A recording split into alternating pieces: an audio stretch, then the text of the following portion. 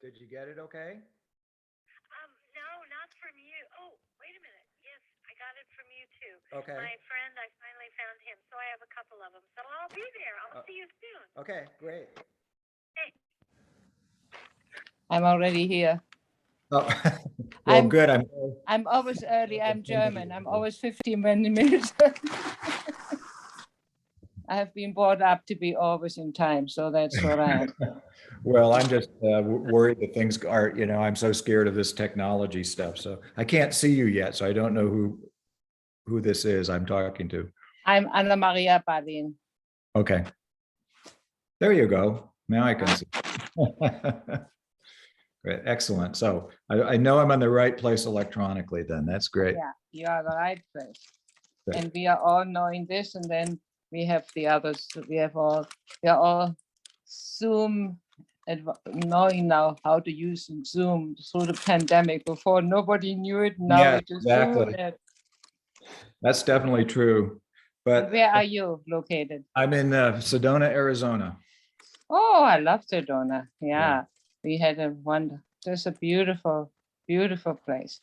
Actually, the whole Western United States, because when I have my family from Germany visiting, the eastern part is like Europe. Mhm. It's the same weather, the same thing. But when they come to the western part, they never have seen anything like this. So they Mhm. love Arizona, Montana. It's just special.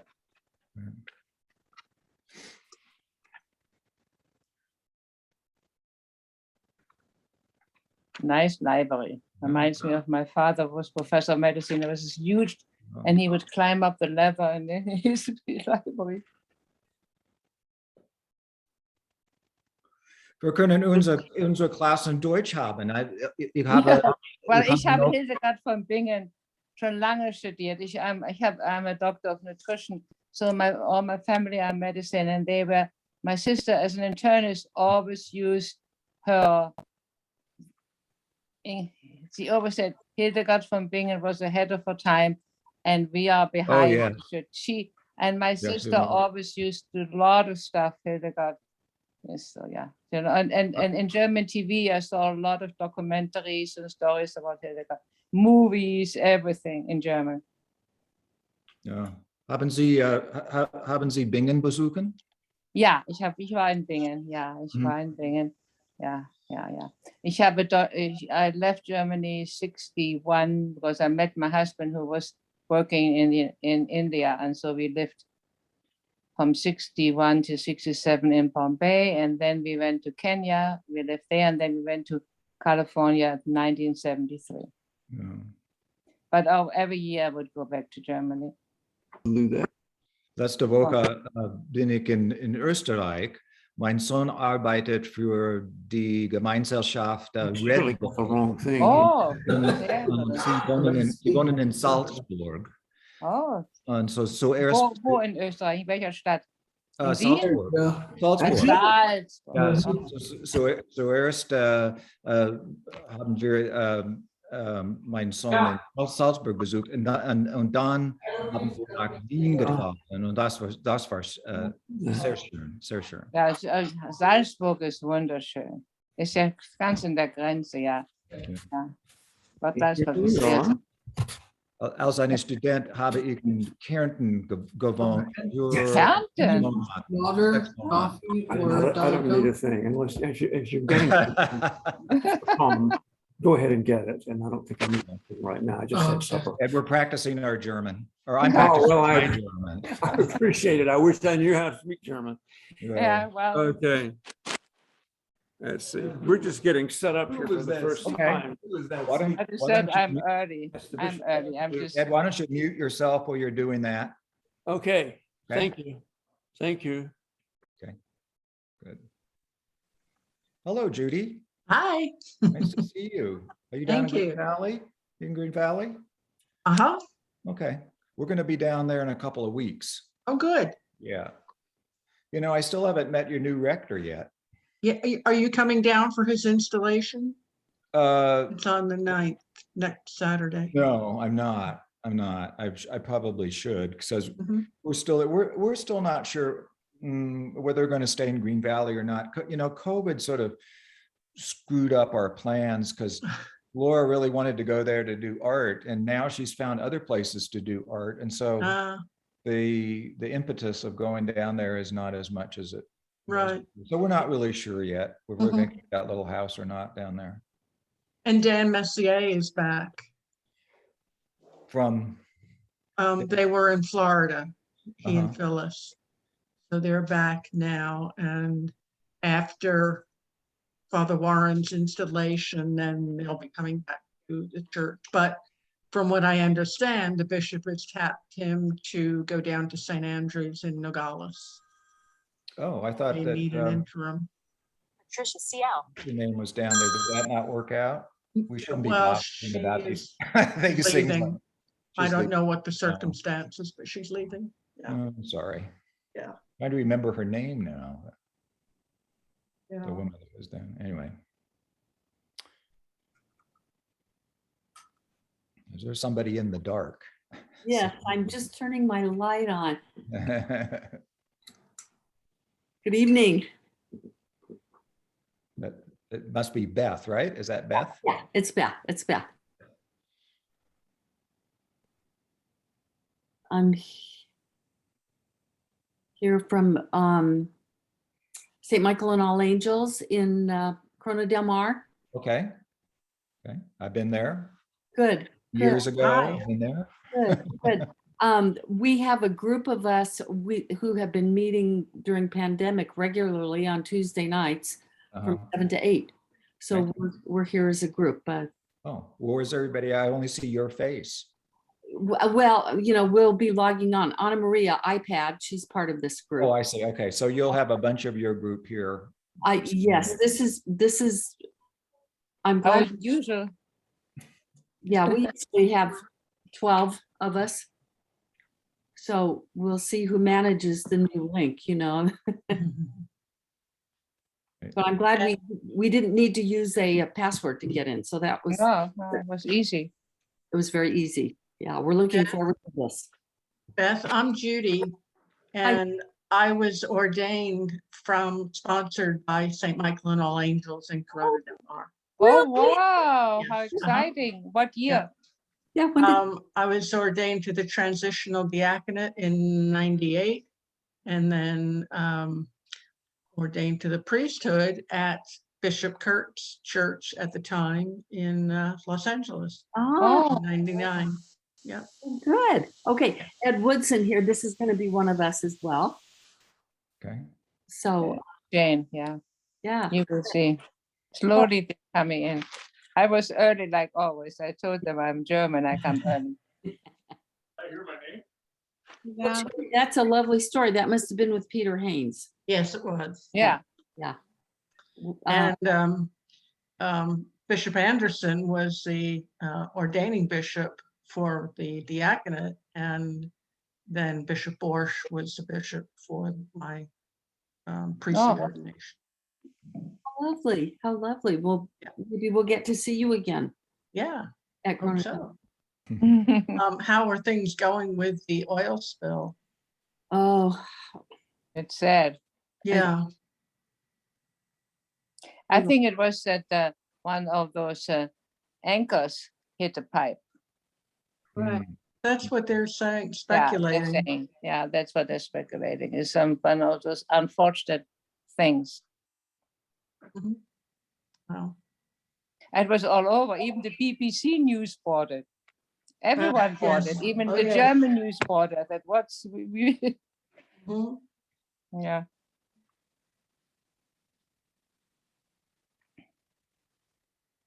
It's very sad, but boy, did we have exciting weather last night. I don't, we had the biggest lightning and thunder storm. Ever, It was astounding. Just yeah. a, Well, I'm glad you're Yeah. getting some rain. but yeah, we Yeah. had great rain. Yeah, great That's rain. good. It's It been came very down a lot. rainy here in Arizona. It's the wettest summer we've had ever that I can remember. It's the same in Green Valley, right, Judy, down there? Yes, absolutely. Today we had 3 big thunderstorms in a row. Mhm. Started Today? This very morning, day? three in a day. It's just, the ground is saturated and I don't know how many. In inches they- parts of Tucson, they had hail. Did they? Uh-huh. I had to go up to Flagstaff a couple of nights ago and it was snowing. Yes. Hmm. Mhm. Yeah, crazy. Well, that's good news, isn't it? Yeah, well, I came through California in August and the whole state was burned up. I mean, the trees were dead, the grass was dead. It was like the end of the world over there. Mhm. Okay, so this is another one of our group who's logging on. Okay. This is Ron Bauer. He is a retired priest. Rector Emeritus. Oh, there you are. Emeritus, yeah. Rector arthritis. That's what I Arthritis. feel like sometimes. Yeah, he's got arthritis, right? And here's Sarah. She's part of our group. So we're showing up, we're making it.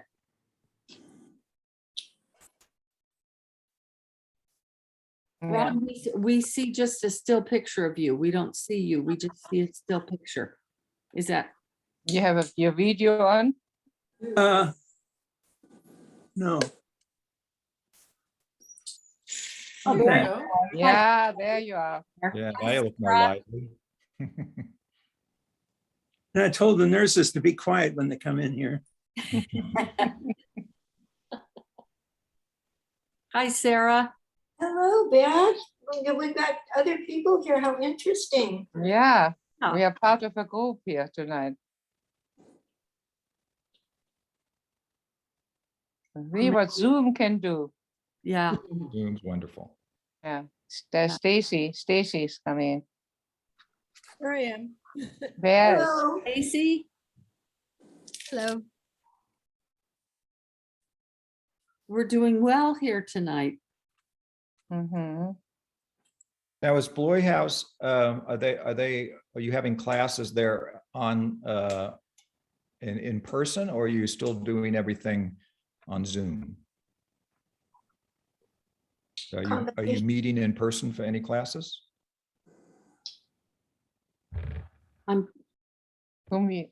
I'm not sure who you're speaking to. Oh, just all of you, all of you. No, we have a meeting Zoom and we have a lot of live charisma and everything, but parishioners can join with Zoom or they can be in person for the charisma and for the church service. I think, yeah. We're just guests tonight, aren't we? Yes, yes. I don't know about anybody else. This is my first experience with Bloy House. Yeah, Mine too. Me too. Hi, Barbara. Hi.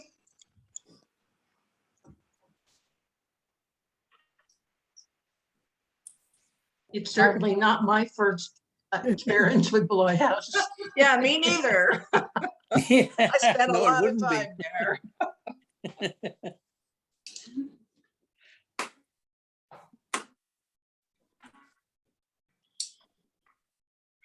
But it was a Got about good 3 time. minutes, I think. Mhm. So you're teaching us from Arizona. Sedona, Arizona, Oh, Mm, Red Rock Country. yeah. We all are pitying you very much. It is beautiful. And we had a rainbow just about an hour ago. Ah, Spectacular.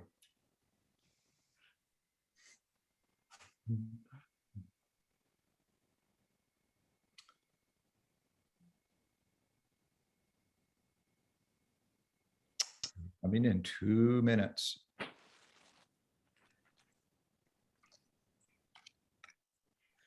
Sally, And Julie, Yeah. Harry, Nou, alle groep is and welkom. Steve. Hi, Steve. hi, Mary. Hey, Beth. Good to see you. Is Lucinda here? Did she get on? Okay. She was. Lucinda, are you here? Lucinda Smith. Hope she's on, okay. She said she didn't have the link and I happened to have the link and we were doing last minute desperate phone calling. So I hope she's here.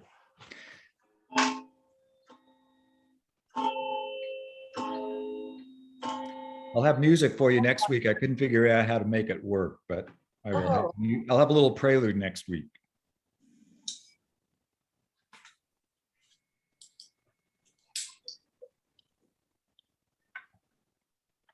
Okay. Well, my computer says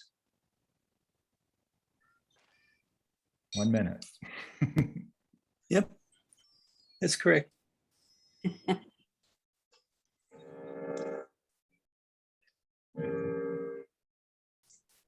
Sounds like somebody's clock is dinging in the background. Fine. I can't turn that one off.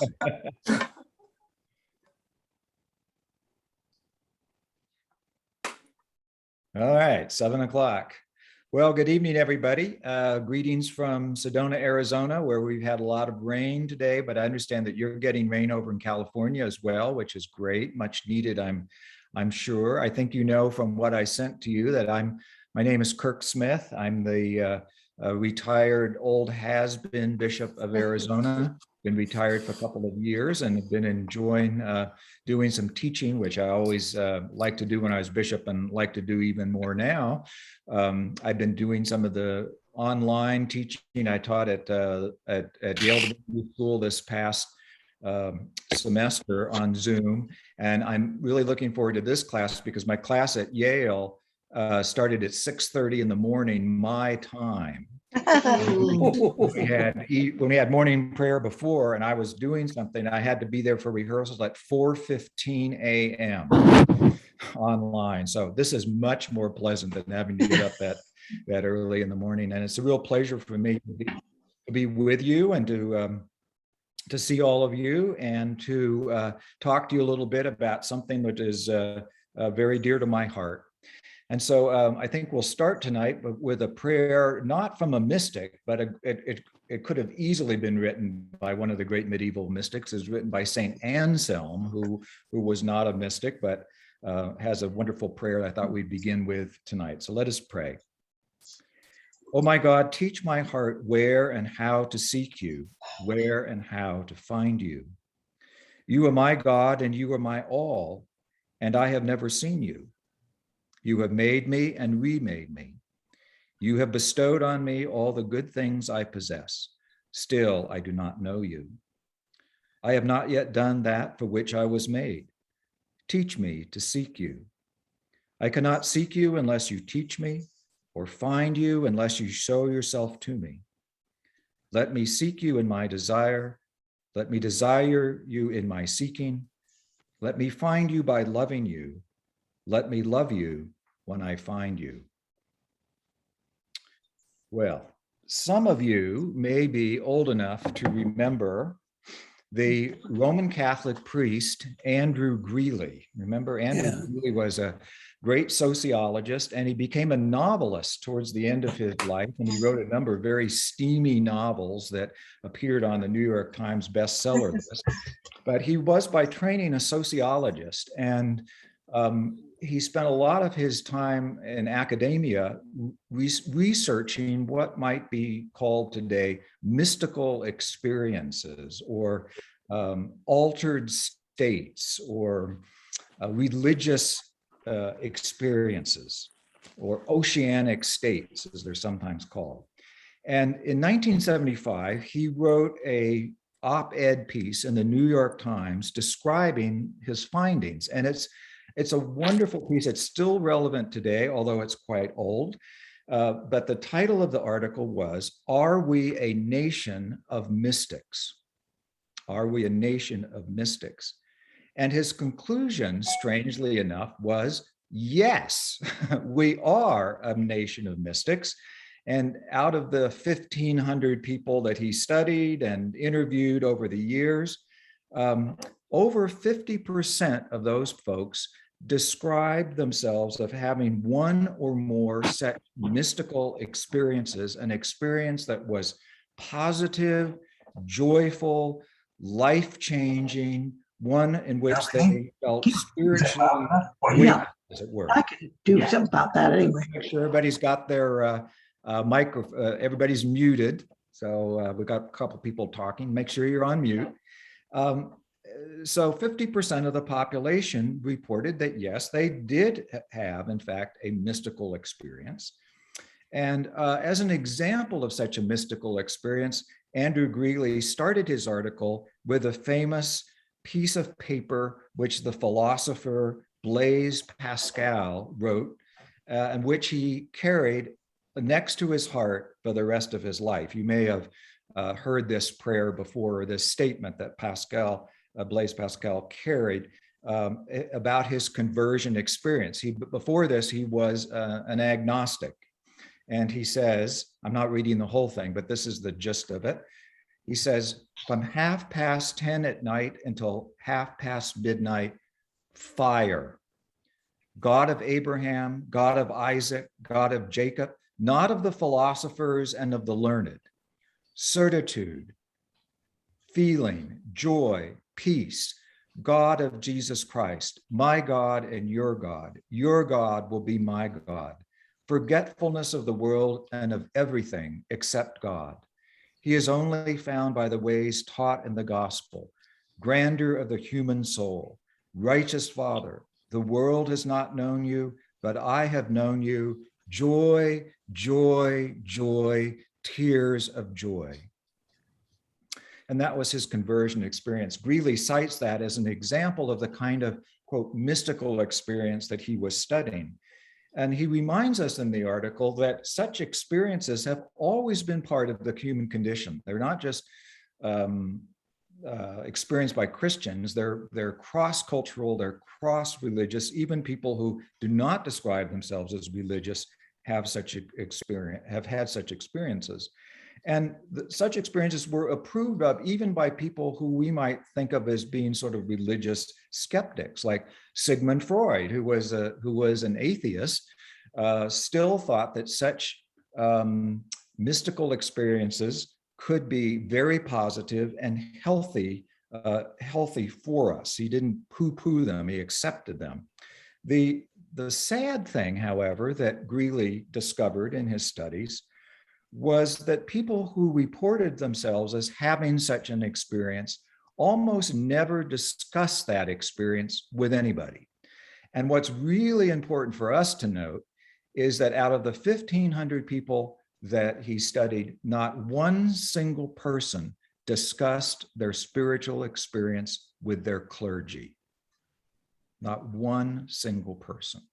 And when he asked them why didn't they would say something like, well, I knew it had something to do with God, and I knew it had something to do with the Spirit, but I thought if I told my priest, they'd just laugh at me.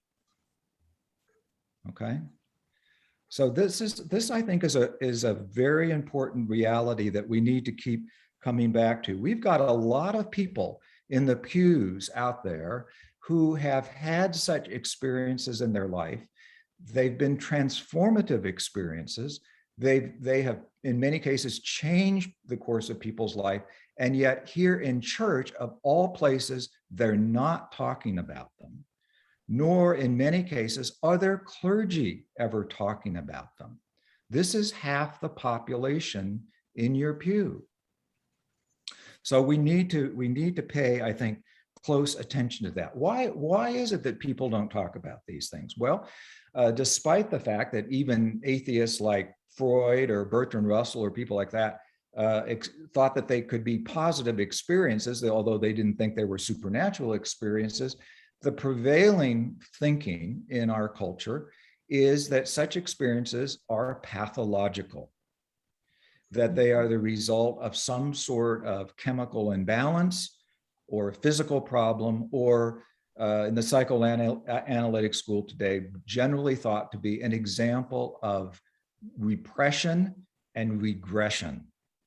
So in other words, when things get hard in life, the psyche creates for itself a regressive experience of being accepted and totally loved by a parent, let's say.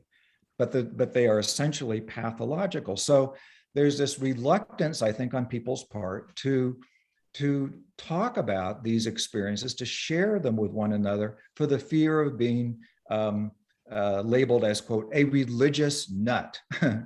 You know, those of you who got the thing that I sent out to you, I just mentioned again, when I was a young seminarian, and I was kind of interested in this, but not anything I had learned in church, not anything I had learned so far in seminary, but I'd learned some stuff in graduate school about the medieval mystics. And I mentioned this to one of my professors at Yale. And I said, well, what about Julian of Norwich? And he said, oh, those nutcases. Okay. So, you know, I went to seminary. I never once heard the word mystic the whole time I was in seminary. Now, I think things are a little better now than they were then, but there's still a huge gap that I think needs to be addressed here, because the public is still extraordinarily interested in spiritual experiences and mystical experiences. I live in this community, Sedona. We have, I would call them spiritual tourists that come to Sedona looking for something. They're not exactly sure what they're looking for, but we have things like lots of stores that sell crystals, lots of different therapeutic things here, including our so-called vortices, which are supposedly places where people can be in harmony with the universe. So there's still a huge interest in mysticism, and it's something I think that we in the church need to be paying attention to. Now, if I can do this right, I'm going to try some screen sharing here. And let me ask you if you can all, let me put this on play.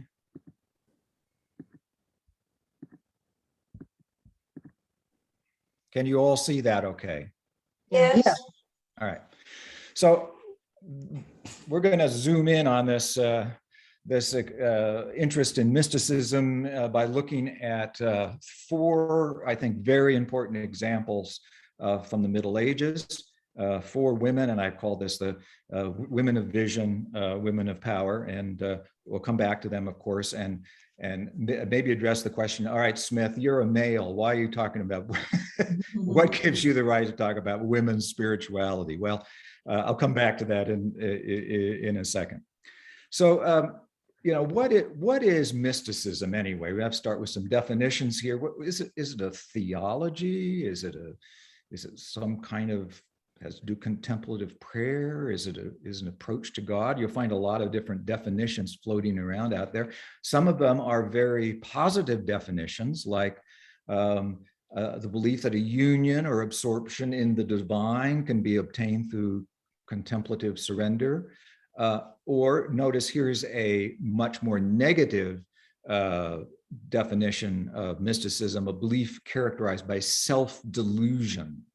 That mystics are thought of by many people in the general public as being deluded, pathological, the so-called navel gazer. It's a word that is used as kind of a blanket term for occult practices or sort of, spooky woo-woo stuff that people don't quite understand. So you'll find both positive definitions of mysticism and also negative definitions. But the one that I would suggest for us in our little 4 weeks together is to remember that mysticism comes from the same word as mystery. And I would define it as the desire for a direct and unmediated experience of the divine. Okay? Direct and unmediated. So those two words have a lot of consequences because it means that are we able, in fact, to experience God without any sort of intermediaries? That intermediaries could be priests, it could be the Bible, it could be the magisterium of the church, it could be a particular set of religious disciplines or practices, but it's direct and unmediated experience. And what are those experiences characterized by? They're characterized by things like a sense of great peace, of serenity, of a comforting presence, of being somehow one with, we would say, one with the universe, as maybe the Buddhists might say, or one with the divine, one with God. Now, William James, who wrote that classic book, Varieties of Religious Experience, back around end of the 19th century, he said, he gave these experiences 4 characteristics. He said, first of all, that they were ineffable. In other words, they were hard or impossible to describe. So we'll come back to that. They're impossible or hard to describe. They are noetic in that they impart knowledge. So even though they tend to be very emotional, they also impart a knowledge. They let us know what is really real. There are those aha moments where we see reality, what's really real. They are transient, meaning that they last generally only for a short period of time. People who have had these experiences will say, for 5 or 10 minutes, they were out of themselves. They were in a different altered state. However, although the experiences could be transient, they could have and often did have lifelong effects. So somebody who had had one or more of these experiences, their whole life was shaped by them. And that they were also passive in that one felt possessed or seized by an outside force greater than oneself. And that could come in many forms. So those are the 4 things that William James, the descriptive words that William James used. And again, such experiences are common to the human condition, no matter what era of history or what religion, or even for people who have no religious tradition, have had experiences like this. From a Christian perspective, I think there are a couple other definitions or themes that we want to keep in mind as we look at these Christian mystics, that they're going to be at least three themes that you're going to hear a lot of in the weeks to come. One is to have this unmediated, direct experience of the divine requires what the mystics would call purgation, or a discipline, or an asceticism that sometimes to us seems to be incredibly extreme, sometimes almost bizarrely extreme. But this can be not just a physical ascetic experience or a purgative experience, but could also be an emotional one as well. And so the mystics tend to talk a lot about these suffering experiences.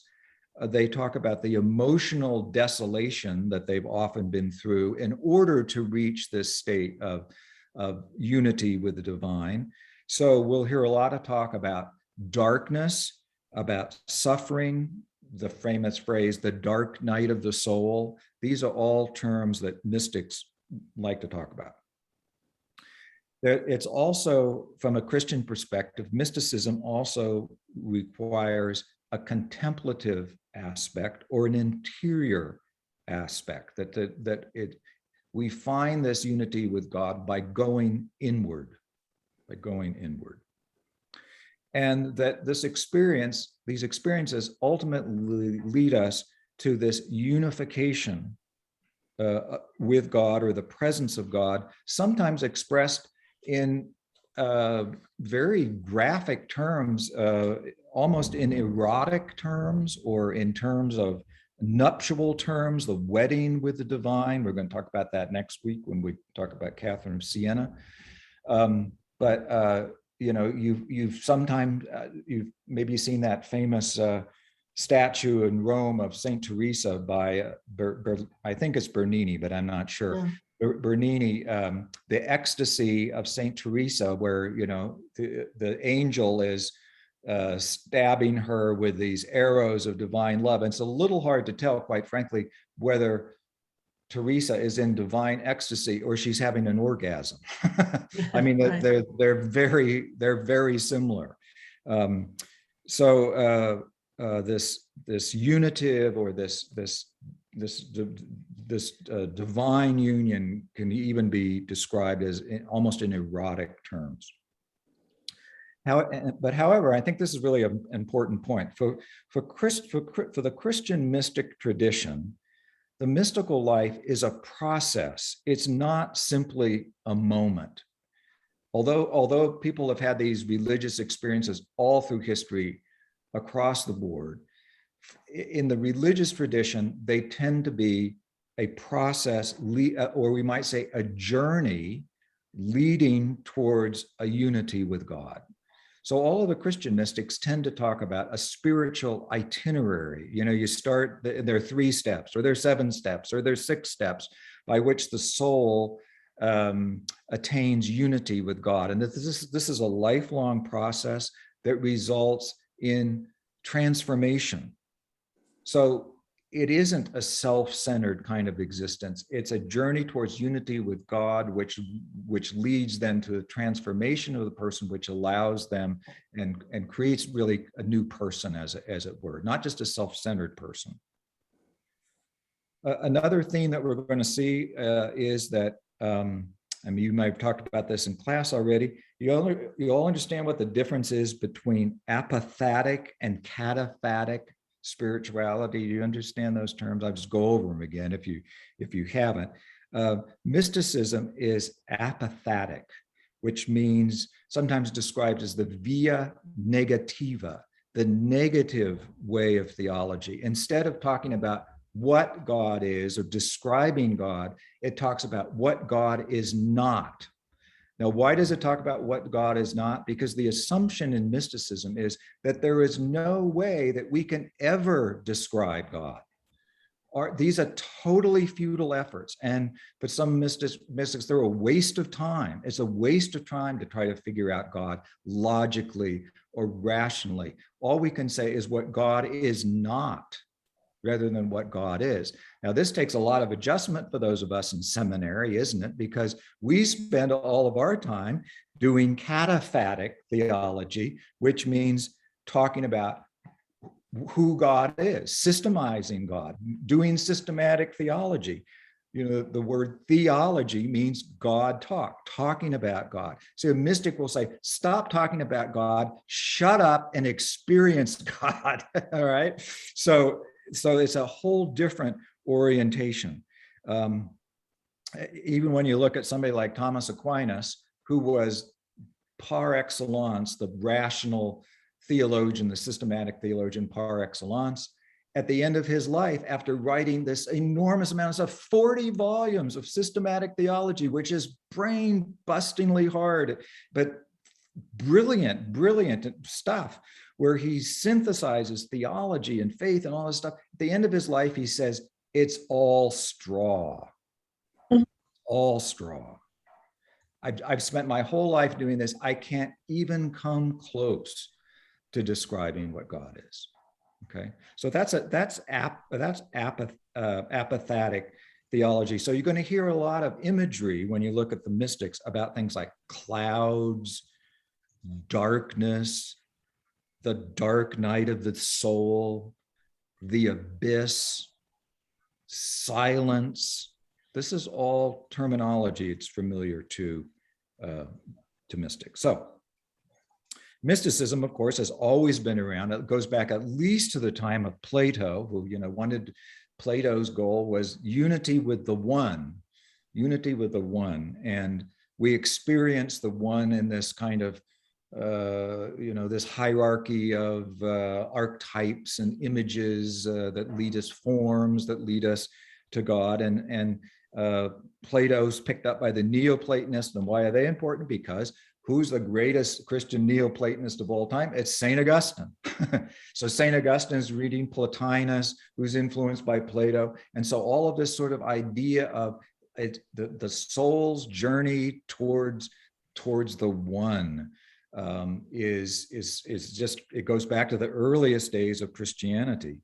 Then we come across somebody like Dionysius the Areopagite, extremely important figure who has the coolest name in seminary, right? Dionysius, the pseudo Areopagite. How are you going to beat that? Well, you know about him. You've had him. He's a 6th century. He claims to be the Dionysius, Denis in English, the Dionysius who sat at the feet of Saint Paul in Rome, in Athens, at the Areopagus. When you remember that passage from Acts when Paul is talking to the people of Athens and he talks about an unknown God and all that stuff. Well, there's this guy mentioned, Dionysius. And so the writer claims to be that person. And that is believed way up until practically modern times that in fact is true. We know now that that's just a pseudonym. The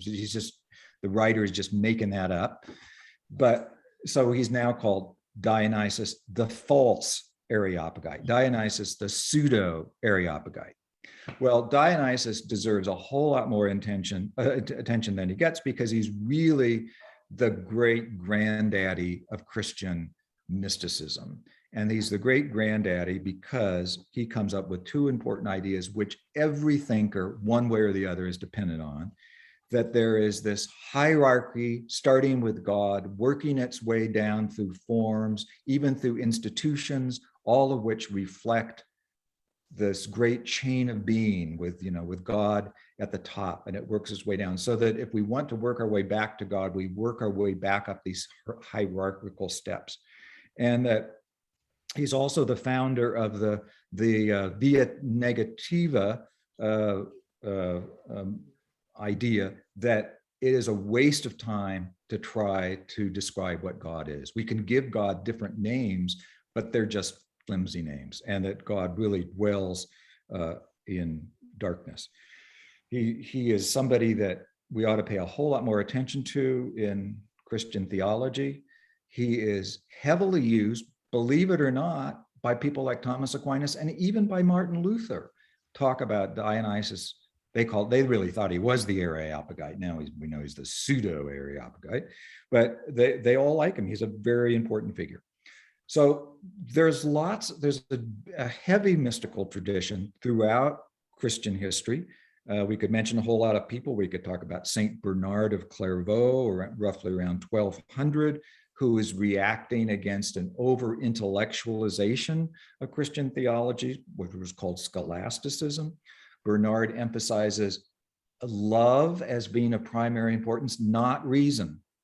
Spend your time thinking about love. Forget about trying to figure God out. Just experience God's love. And one of the ways that Bernard says that we can do this the best is through our devotion to his Blessed Mother, the Blessed Virgin Mary. So this is time in Western thought where the Blessed Virgin Mary becomes a sort of an alternative or a feminine way, a reaction to this sort of overly, for lack of a better word, masculine, rationalistic, logical way of thinking. And we could talk about some more examples, but if we did, we would never get to women that we want to talk about. But I did have to talk a little bit about mysticism before we talk about Hildegard.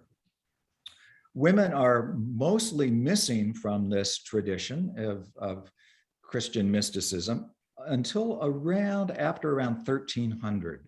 And then we get a great flowering of women involvement in mysticism. There's scholars are still wondering what accounts for some of this. We have more time. We could spend a lot of time talking about that. There is around 1300 in Western Europe. Women are increasing in literacy. They're increasing in economic importance. Some of this was the result of the Black Death and the recovery from the Black Death around 1350, especially. There is among people's consciousness a growing dissatisfaction with the institutional church. The church is seen as corrupt and out of touch. It's out of touch intellectually with the needs of the people because the scholastics tend to dominate the theological discourse, which means they're talking about all of these highly technical, philosophical, and religious questions, and they're not talking about how do we experience God in our own lives. So that there's that going on. There's this reaction against the real corruption of the church at the time. The Avignon papacy is a good example where, it was money, money, money, money. Avignon had more brothels than Rome. Why? Because all the church people were there. Okay, so that people see this and they're beginning to lose faith in the church as a means of bringing them into relationship with God. The church sort of failed in its responsibility to do that.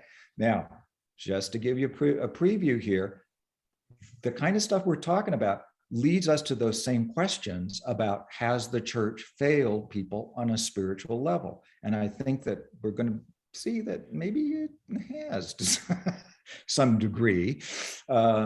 So we can come back to that. So there's many parallels going on here. So men and women begin to look for ways of expressing their spiritual life outside of the church. They start to live devout religious lives outside the cloister, outside the monastery. We've got people like the Begharts and the Beguines, who are basically lay men and women who are living a religious rule and trying to live out a religious life and within their communities.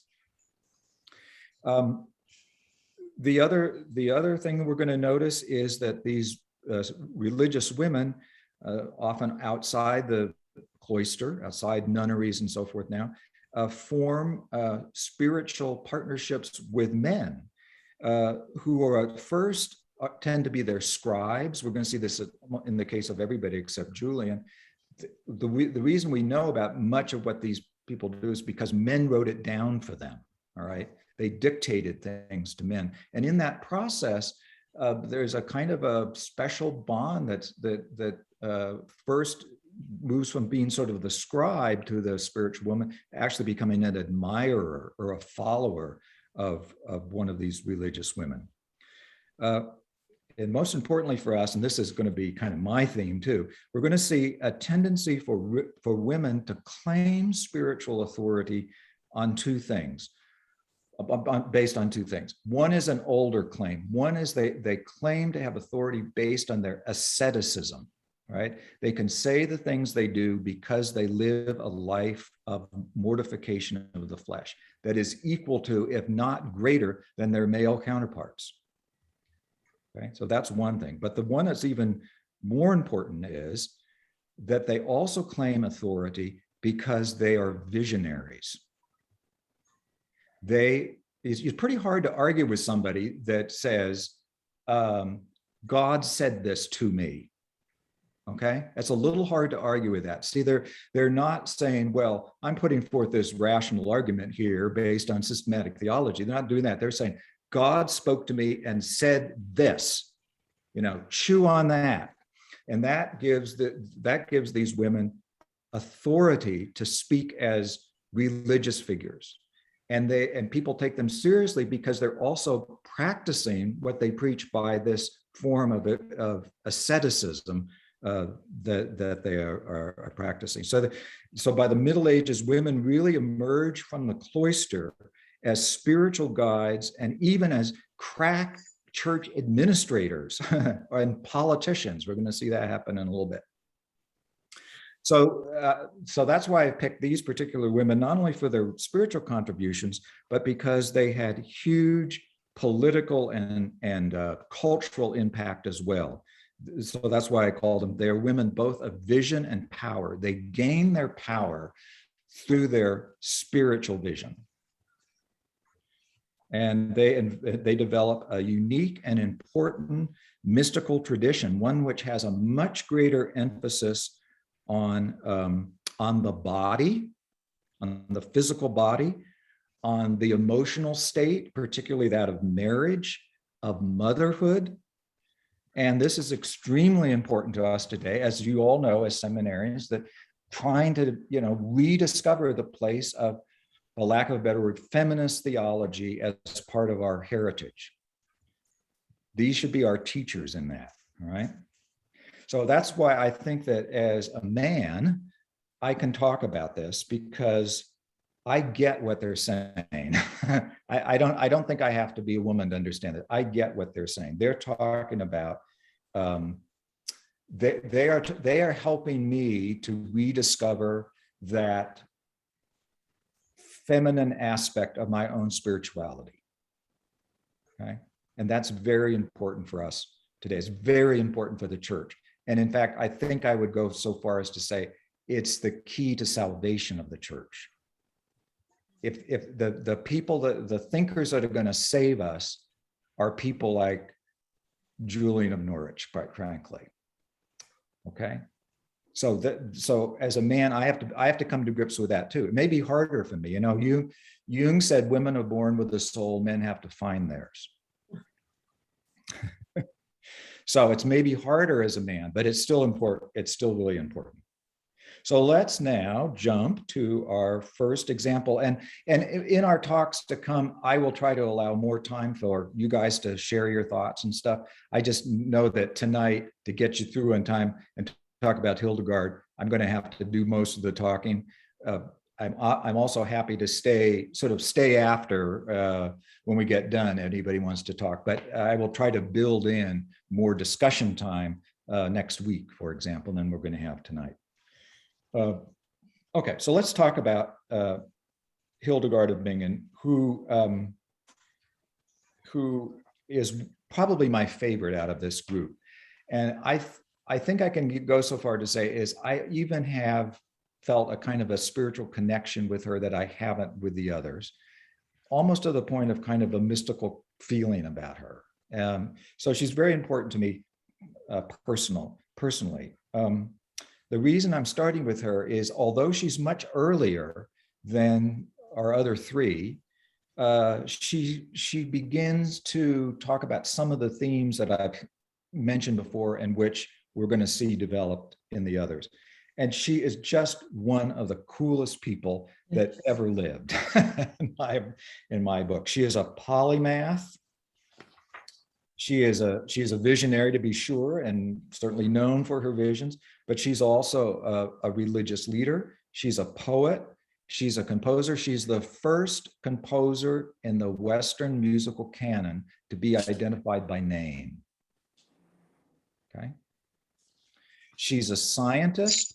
She catalogs the nature that is around her. She is she's, in fact, in Germany, she's considered the founder of natural science. She is a healer.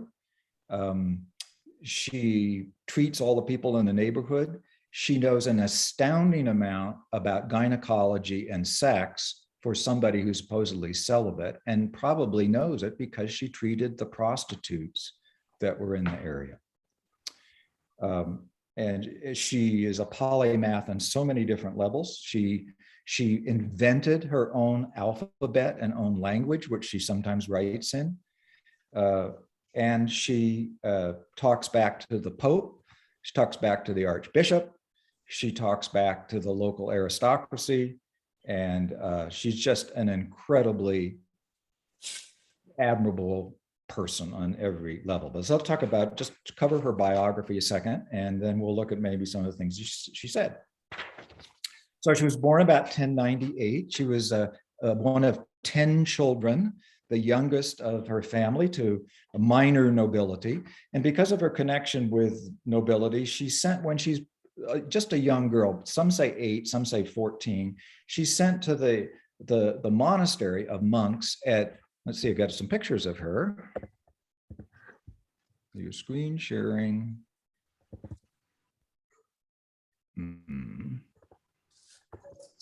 Stop screen sharing. Uh-oh. It won't let me do anything. Oh, there we go.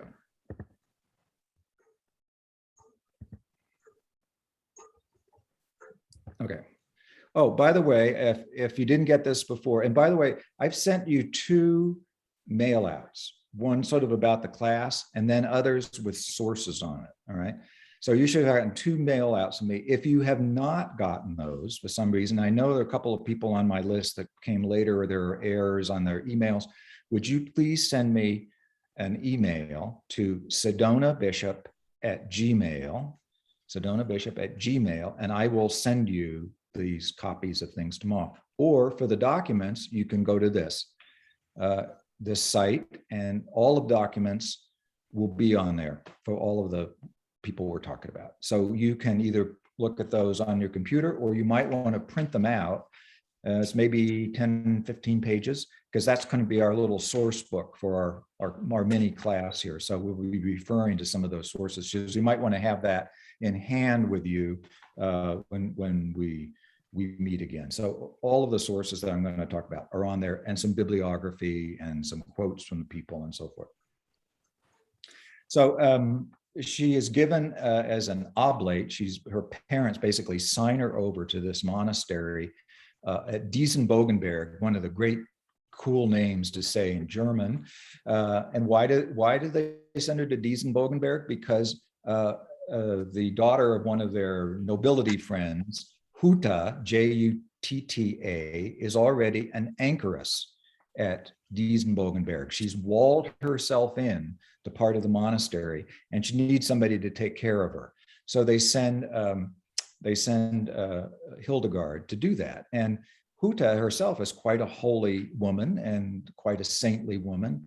And in their time together, Jutta teaches Hildegard a lot of stuff, including the rudiments of Latin that she knows as an aristocratic woman, teaches her Latin, teaches her music, teaches her spiritual discipline, that kind of thing.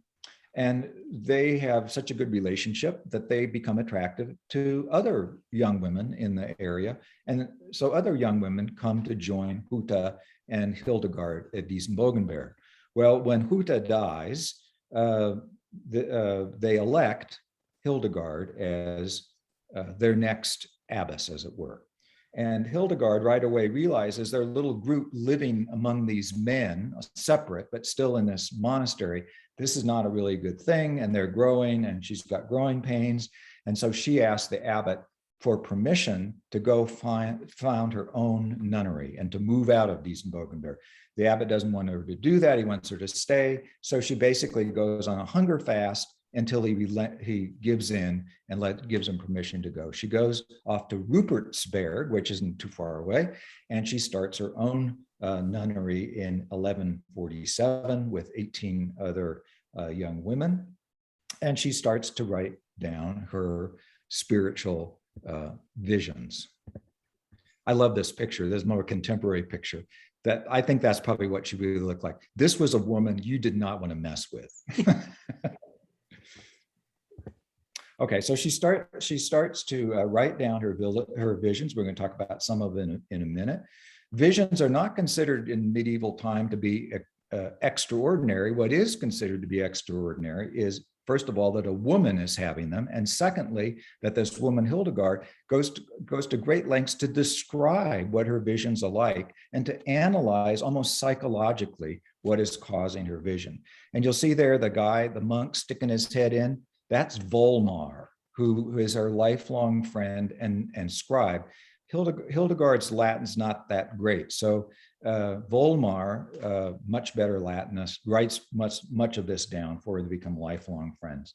And over 10 years, she writes down, records some of these visions that she has, some of which are a little bit strange and they cause some consternation. And some people are thinking, well, maybe this woman's sort of like a witch or a heretic or something. So she appeals to the Pope eventually, who looks over her stuff and says, no, this is okay. It's a little weird, but it's all right. It's within the right parameters.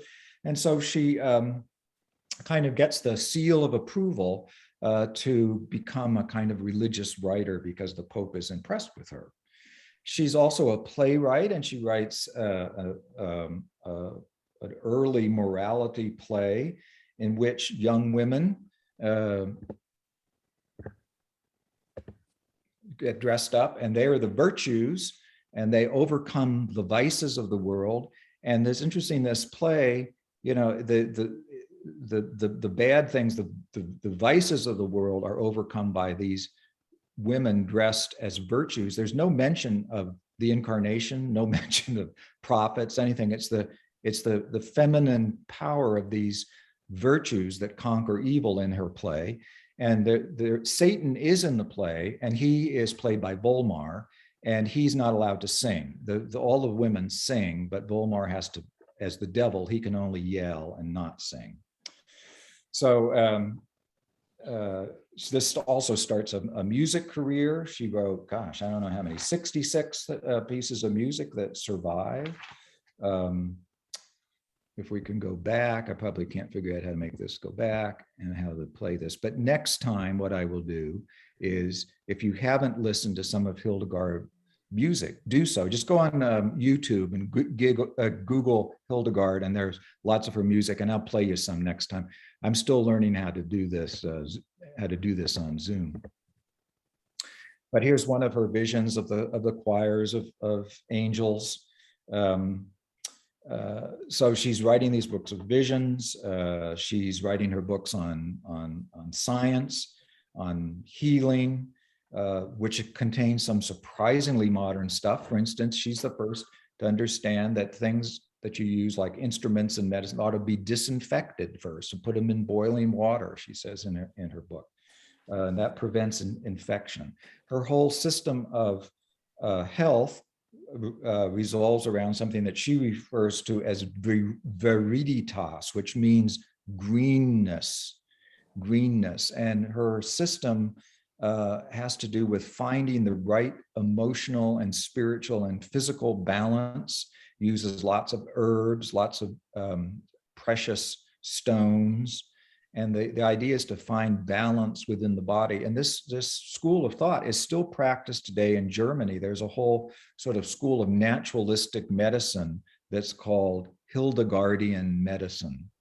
So it's still with us. She makes up her language, kind of like Klingon. Nobody really knows why she makes it up. It's some kind of a spiritual discipline, perhaps, but she invents her own alphabet and writes some of her works in this language that she's made up. She went on a preaching tour. This is absolutely unheard of for a woman, not only a woman, but a woman from a nunnery to be out traveling around Germany preaching in public places. And when she gets in these places that she preaches, she gives the organized church hell about it. She attacks corruption and simony in the church, and this is unheard of, but she gets away with it. So Hildegard has been kind of rediscovered, I think maybe in about the last 50 years. There are still a group of nuns at the second nunnery that she founded near Rupertsberg that still exists, Benedictine nuns, and they're a little bit confused by all of this attention that Hildegard, you know, you got thousands of tourists every year that come to venerate the relics or skull, I think is there at this nunnery. But she has become quite the figure. Brian Greene, a New Age writer, has written a book about her. She has a minor planet named after her. One of the asteroids is Hildegard. She has a genus of plants that's named after her. If you go on Google and look her up, she's got about 25 different movies based on her life. And the album of her music, I just showed you a picture of it, is the most popular album of chant ever produced. So quite a woman. She was made a doctor of the church in 2012. I guess it was Benedict. It was Francis. I think Benedict was still. Anyway, she was made a doctor of the church in 2012. Out of the doctors of the church, which there are 35 in Roman Catholic count, there are only 4 women. And we're going to be looking at 3 of them. So she's a doctor of the church. So I gave you some quotes. I hope maybe some of you have these in front of you. Some quotes from her main book of visions called Scivias, which is short for "Do you know the way?" Not "Do you know the way to San Jose," but "Do you know the way to the Lord?" Scivias Dei. Do you know the way to God? And she's very autobiographical when she talks about her visions. She said they were really started happening when she lived about 80, by the way, and the revisions really started when she was about 42 years old, but that she had them since she was 5 years old. And she describes them. And if you look at this quote from the Scivias, what's kind of interesting is when she has these visions, one of the things that she is able to do is, even though she has no formal training in terms of Bible stuff, she says she immediately knew the meaning of the exposition of Scripture. Okay. Though I did not have the interpretation of the words of their text, or the division of the syllables, or the knowledge of the cases of tenses. In other words, she didn't know the grammar at all, but she knew what they meant. Her visions are not out-of-body experiences. She describes them. She's very psychological. She says, the visions I saw did not perceive in dreams or sleep or delirium, or by the eyes of the body, or by the ears of the outer self, or in hidden places. In other words, she didn't actually see something visually or hear something visually, but she said, I received them while awake and seeing with a pure mind and eyes and ears of the inner self in open places as God wills it. So she has sort of this interesting psychological analysis of what her visions consist of. The visions that she have sounds very biblical. Like if you look at this one I gave you as an example, sounds a lot like something from the book of Revelation. And when she has these visions, then she interprets them in a very sort of didactic way. So she says, well, these choirs of angels, the principalities, for instance, well, the principalities are really the rulers of the earth, and they better do a good job of ruling the earth or they're going to be replaced. So she kind of takes these sort of quasi-biblical imagery and converts it into very kind of down-to-earth didactic stuff. But again, a key phrase here is that where does she get her authority? Let's look at this one. She says, although I saw and heard these things in the visions, I refused to write them for a long time, through doubt and bad opinion and the diversity of human words, not with stubbornness, but in the exercise of humility. Like, in other words, she often talks about, I'm just a poor, lowly woman. I don't know anything. But because she refuses, God scourges her and lays her upon a bed in sickness until she gets with it, and actually sets her hand to writing. So, and I spoke and wrote these things not by the invention of my heart or that of other person, but by the secret mysteries of God. I heard and received them in the heavenly places. And again, I heard a voice from heaven saying to me, cry out therefore and write thus. In other words, put this down. So she's almost setting herself up like she's like an Old Testament prophet, isn't she? God is speaking directly to her, and that she writes this down. This is where her authority. You better listen. If God speaks like this, you better be paying attention. So I gave you a couple of examples of those visions. I gave you some examples of her poetry, which is really good stuff. And I gave you just two of them, but again, we don't hear much of it. It's really good poetry. And then I just gave you some favorite quotes. Just really, I mean, this is a woman is, you know, this is stuff for today. The mystery of God hugs you in its all-encompassing arms. You know, if we could communicate that to our parishioners, wouldn't that be great? The mystery of God hugs you in all of its encompassing arms. We cannot live in a world that is not our own, in a world that is interpreted for us by others. An interpreted world is not a home. Don't let others tell you what to do. Rely on your experience of God in your own life. An interpreted world is not a home. Part of the terror is to take back our own listening, to use our own voice, to see our own light. It's great stuff, great stuff. And then in the environmental, I mean, this is only written by somebody who's a natural scientist. Glance at the sun, see the moon and the stars, gaze at the beauty of Earth's greenings, Earth's viriditas. Now think, what delight God gives to humankind with all these things. All nature is at the disposal of humankind. We are to work with it, for without it we cannot survive. Humanity, take a good look at yourself. Inside, you've got heaven and earth and all of creation. You're a world. Everything is hidden in you. I mean, this stuff ought to be the slogans for the environmental movement, don't you think? Everything that is in the heavens and earth and under the earth is penetrated with connectedness, penetrated with relatedness. And she had a good sense of humor. Ceravicium vivat, drink beer for health. She was a German woman. And this one, I think this one ought to be inscribed over the behind the altar of every church. Be not lax in celebrating. Be not lazy in the festive service of God. Be ablaze with enthusiasm. Let us be alive, a burning offering before the altar of God. Reminds me of that old expression, that old saying from Charles Wesley. You know, he said, I'd light myself with the gospel and the people come to see me burn. Good stuff.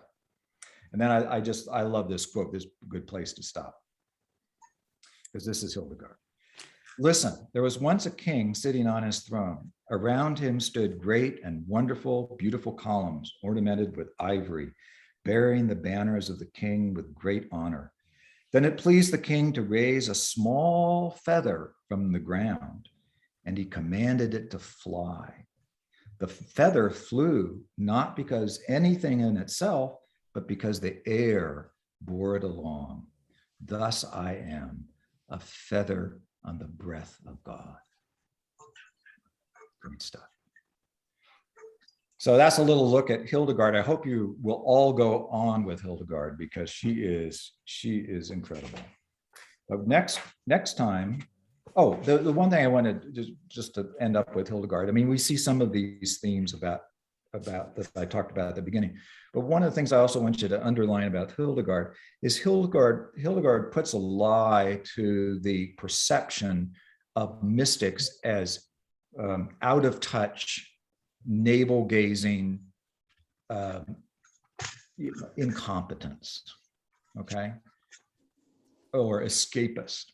This is a woman who is fully competent in every aspect of many of lives. I mean, we'd be happy to be competent in one of these aspects, but one of the characteristics that you're going to find about mystics is that the mystic life leads towards transformation, and transformation means that mystics often do things better than anybody else.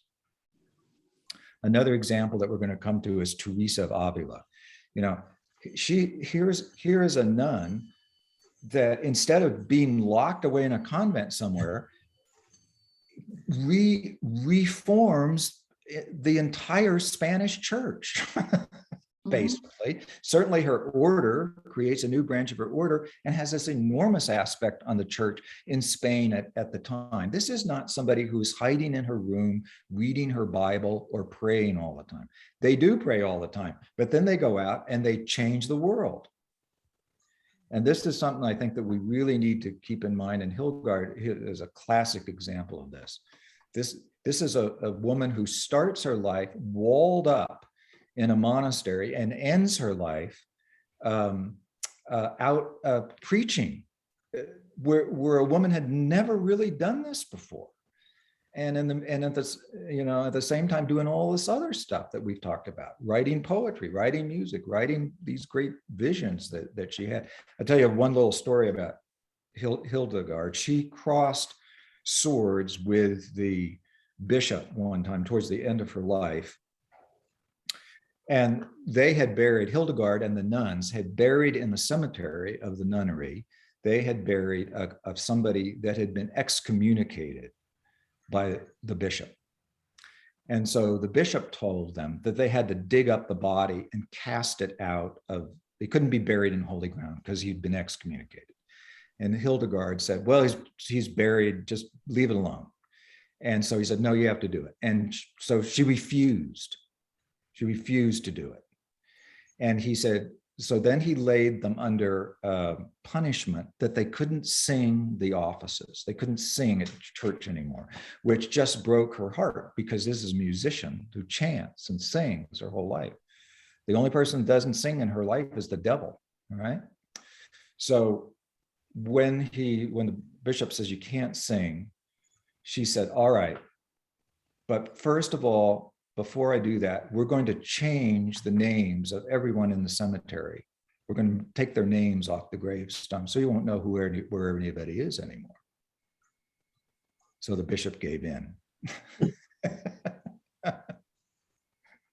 So that's Hildegard for you. We got a few minutes, kind of 8 o'clock. Anybody wants to stick around and have any questions about stuff? Everybody got the logistics done? The thing about, just write to me if you don't have that, the emails that I sent to you the last couple of days. Okay, I'll open it up. Anybody wants to talk about anything? Questions, or you don't have to stick around if you don't want to, but I'll be here as long as you want. Your Grace, have you ever studied? No, Grace, I'm Kirk. Old habits die hard. Yes, or you can call me Bishop, but not Your Grace. Okay. What would Hildegard say about that? Have you studied Russian mysticism? That's how I got my start, was with the Way of the Pilgrim. And the Pilgrim continues his way in the Jesus Prayer. Yep. Because that was something simple. And then I progressed to Teresa of Avila and a number of other things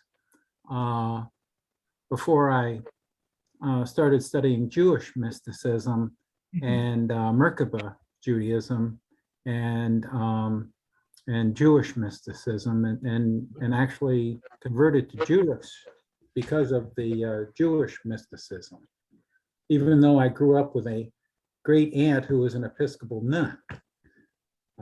So that wasn't looked on. I wasn't looked on with the family by great favor, by the way. But no, I really found that it's starting simple with the Jesus Prayer helped me with mysticism greatly, because it was simple enough I could understand it, or I couldn't understand it, but it was still simple. Yeah, I don't know that much about, I'm certainly familiar with the Way of the Pilgrim and so forth. And, overall, in terms of a point of view of study of mysticism, the Western Church, we don't know a whole lot about about Eastern spirituality, and we would be much enriched if we did.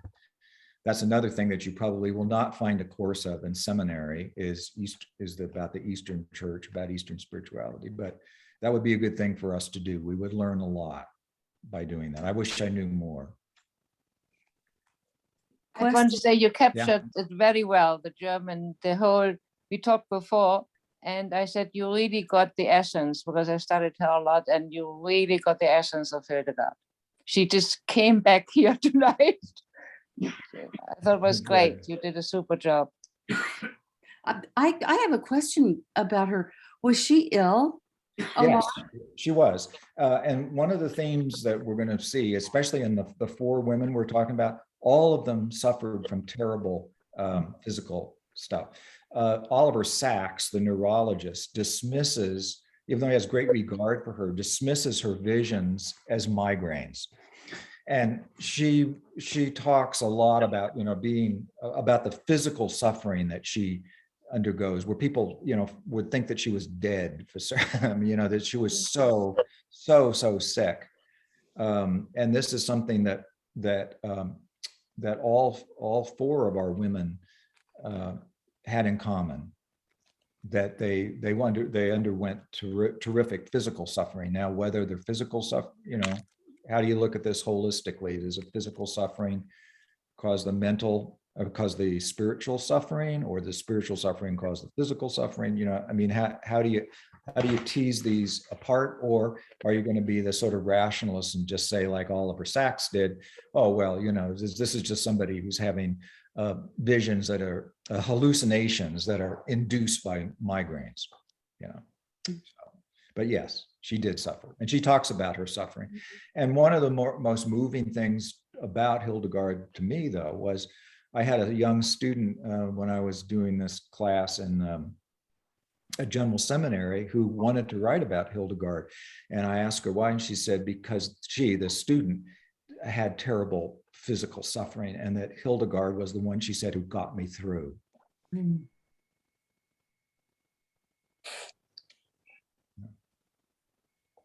Other thoughts, questions? I have a question Yeah. about the mortification.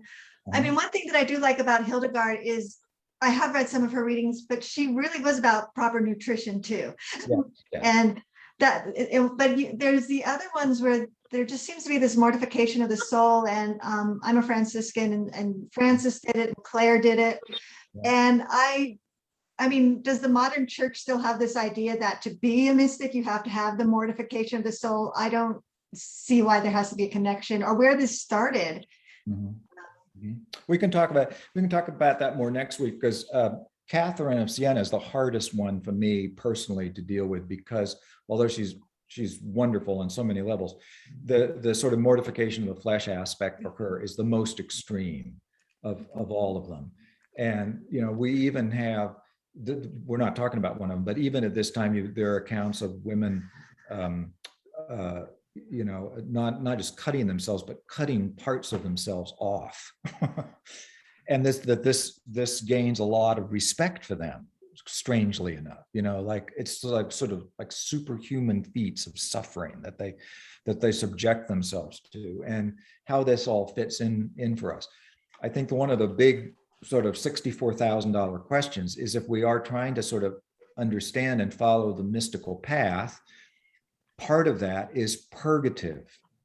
And we very much live in a society, in other words, there needs to be a discipline, needs to be a process, maybe we wouldn't call it mortification of the flesh, but there needs to be, and there was not like a cheap grace. We don't, this is all of the mystics talk about a pathway. There's a pathway to God, and part of that pathway is purgative. It's leaving the stuff behind. It's leaving behind the attachments to worldly stuff. And we have to do that in some way. And I think it's sort of maybe foolish to think that we're going to enjoy this kind of unified existence with God by just sort of saying, taking one class like this or something. This is a lifelong journey kind of thing. You say that the Christian, all of them talk about that. We'll come back to that. So Kirk, I'm going to say goodnight. I'm part of this, whether there's 10 or 12 of us here that are part of a group, and we were anticipating that this would be over at 8 and that we would meet afterwards. Anybody that Okay. wants to stay, feel free to stay. I'm going to go ahead and open up our second link if you want to join that. So it's up to you, but I'll be there for a little PS to this. So Hey, thank Beth, you. thanks. Thank We'll you see you so next week. Thank you very much for. Okay. Lovely. Thank you. Thank you. Good night. Thank you. Yeah. Now we're discussing more. Yeah. Oh, there's, Yes, Holly, I think you wanted to say how do something. I do Hello? this? Do I go You up hit the there? little red thing in the boat. No, go down to the word. Everybody else keep their mute on unless the person talking, because I'm hearing a lot of other, maybe, Holly, did you have something? Yeah, I have a question. The quotations that you read from Hildegard Uh-huh. have so much familiarity to so much of Buddhist thought, actually. I mean, it sounds very familiar to anyone who's spent some time with it. And I was wondering if there's anyone who's doing any writing or studying or, doing the Paul Knitter kind of thing, which is looking at how these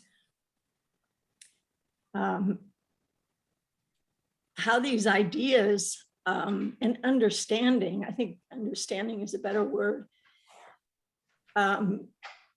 seem to be so fundamentally human, of people who really drop deep into a Well, contemplative. I think they are. I mean, what does Richard Rohr call this? The prime, he has a word for this, that it's sort of this common spiritual heritage that's shared throughout humanity, right? It's primal something, yeah.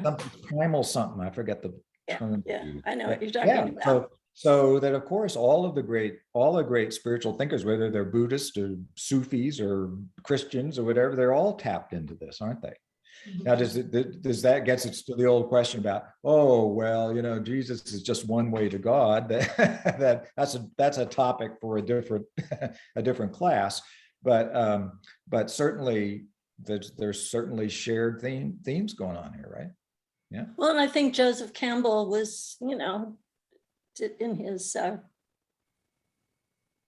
his work about mythology, was very aware that there seems to be, and of course Jung, but it just struck me when you were saying these things, and especially the enthusiasm, you injected some, sense of enthusiasm about some of these ideas. And I was getting pretty excited too, because I think people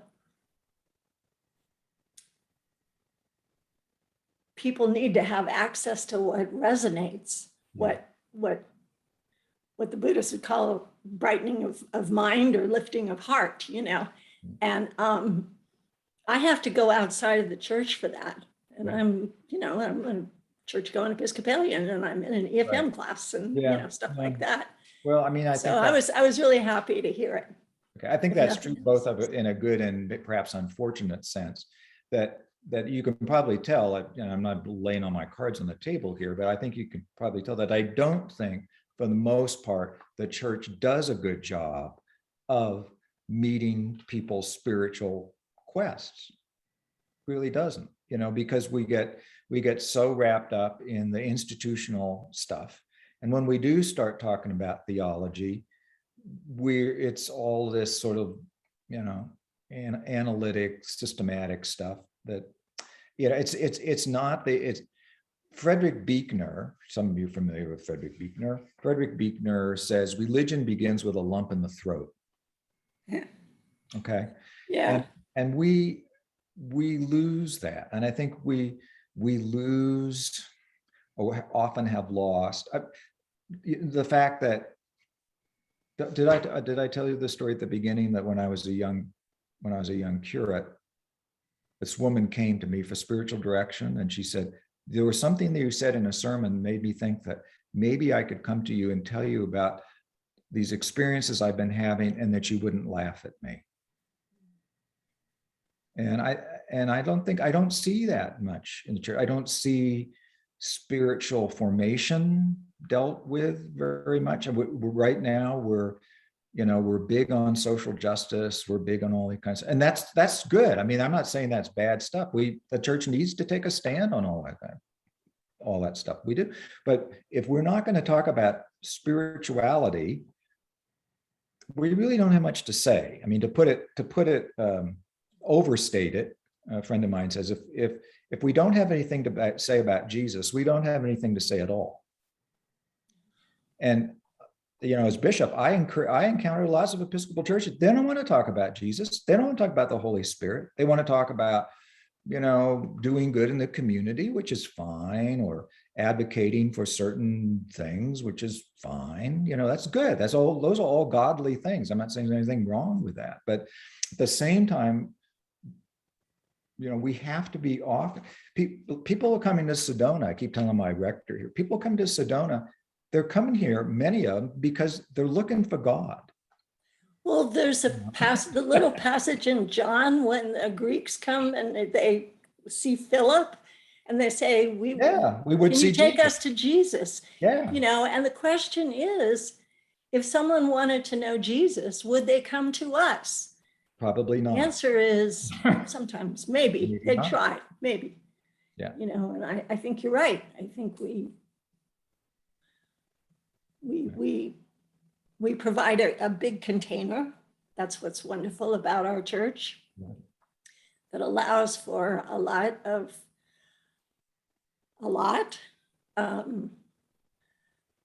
But that yearning of the human heart, I agree with you. There's something missing in much of it. Well, like I said before, we'll come back to this. If you as either a ordained or as a lay leader in the church, when you look out there on Sunday morning, and Greeley is right, half your congregation at least has had a shattering experience of their life, of God in their life somewhere, and we don't even mention it. We don't even talk about it. Well, I'm in an EFM class right now. This is my second round, and I'm getting ready to give my spiritual autobiography. And I really had to think about, am I going to talk about the churches I've been to and the courses I've taken and the books that I've read? Or am I going to talk about my real spiritual autobiography, what really happens? So Lee and I are in the same class, and we're doing it next week. And I wasn't Buddhist, but I do come from New Age background. And all I was thinking, because knowing that Holly has the Buddhist background, is we're going to blow their minds next. If we're honest, and I am going to be honest. I'm a very respectful person, but I don't know whether I have a voice here.